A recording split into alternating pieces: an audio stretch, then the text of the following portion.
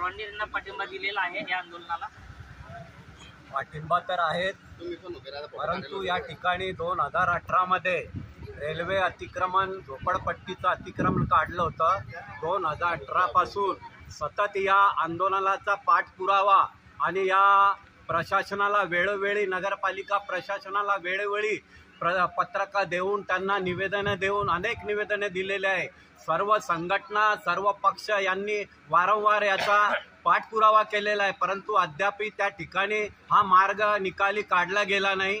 नगरपालिकेच्या ज्या नगरसेवक लोक होते त्यांनी सर्व प्रस्ताव महाराष्ट्र शासनाला त्या ठिकाणी जे आरक्षण आहे तो आरक्षणाचा जो पार्कचा जो आरक्षण आहे ते 63-1 या राहुल नगर भुसावळ येथील ज्या जागेचा प्रस्ताव आरक्षण काढण्यासाठी भुसावळ नगर परिषदेने संपूर्ण नगरसेवकांचा ठराव करून तो प्रस्ताव महाराष्ट्र शासनाला पाठवलेला आहे.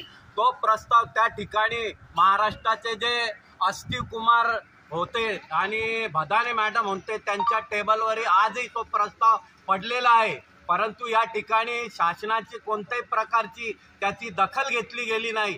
तर आमचं या ठिकाणी एवढीच मागणी आहे, जो 5 दिवसापासून हे जे आंदोलन चालू आहे यांचा निवाऱ्याचा प्रश्न सुटावा, त्यांना घरकुल मिळावं आणि जो 63-1 जी जागा आहे त्या जागेवरच यांचं पुनर्वसन यावं अशी मी या ठिकाणी मागणी करतो.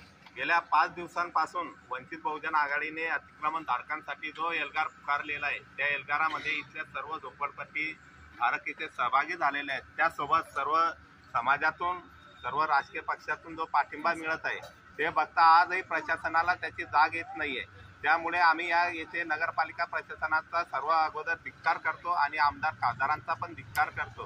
कारण गेल्या 5 वर्षापासून गेल्या 2018 पासून अतिक्रमणधारक विस्थापित झालेले आहेत. गेल्या 10,000 लोकांचा हा प्रश्न असल्या कारणाने इथल्या आमदारांनी आतापर्यंत हा प्रश्न सोडवला गेला पाहिजे होता, परंतु मंत्री असताना सुद्धा त्यांनी या प्रश्नाकडे दुर्लक्ष केलेलं आहे.